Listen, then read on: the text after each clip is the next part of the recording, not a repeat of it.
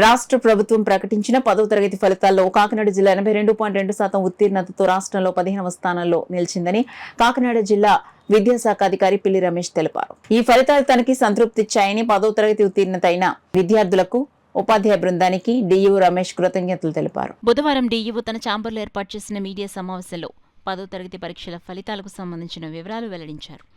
ఈ పరీక్షలకు జిల్లా వ్యాప్తంగా 27,368 మంది హాజరు కాగా మొత్తం 22,508 మంది విద్యార్థులు ఉత్తీర్ణత సాధించినట్లు చెప్పారు.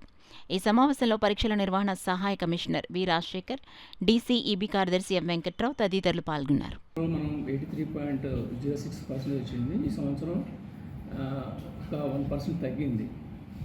82.24% వచ్చింది ఈ సంవత్సరం. మరి ఏ సబ్జెక్టులో ఎక్కడ ఫెయిల్ అయ్యే మంది విద్యార్థులు దాన్ని విశ్లేషించుకొని దాన్ని రెక్టిఫై చేసుకునే చర్యలు తీసుకుంటాం.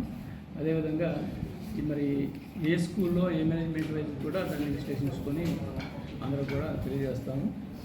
తర్వాత మనకి ఫస్ట్ క్లాస్లో ఎక్కువ మంది పాస్ అయ్యారు. జిల్లాలో 17,090 మంది విద్యార్థులు ఫస్ట్ క్లాస్లో పాస్ అయ్యారు.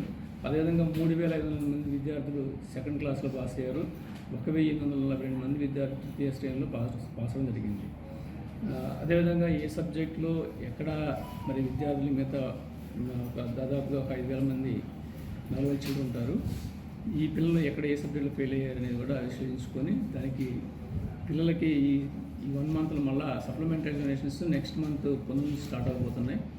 ఆ 19 తారీఖు నుంచి జరగబోయే సప్లిమెంటరీ ఎగ్జామినేషన్స్కి సంసిద్ధం చేయడానికి ఒక ప్లాన్ ఆఫ్ యాక్షన్ చేసుకొని జిల్లాలో 100% నెక్స్ట్ సప్లిమెంటరీకి మొత్తం కంప్లీట్ అయ్యేదని చూసుకుంటాము. అదేవిధంగా ఎవరైనా విద్యార్థులు రీవెరిఫికేషన్ కానీ తర్వాత మార్క్స్ రీకౌంటింగ్ కానీ అప్లై చేసిన వాళ్ళకి రేపటి నుంచి 1 తారీఖు దాకా టైం ఉంటుంది. కాబట్టి దానికి సంబంధించినటువంటి ఫీజు వివరాలని ఏసీ గారి దగ్గర కనుక్కొని వారు అప్లై చేసుకోవాల్సిందిగా కోరుచున్నాను మీ ద్వారా. ఇంకా అది ఎనాలిసిస్ జరగలేదండి, అంటే డిస్ట్రిక్ట్ వైజ్ ఎనాలిసిస్ జరగాలి. దాంట్లో ఏ స్కూల్కి ఏ మేనేజ్మెంట్ వైజ్కి ఏ విధంగా ఫలితాలు వచ్చినాయి, అట్లాగే 0% వచ్చినాయి అనేది తర్వాత చెప్పగలను.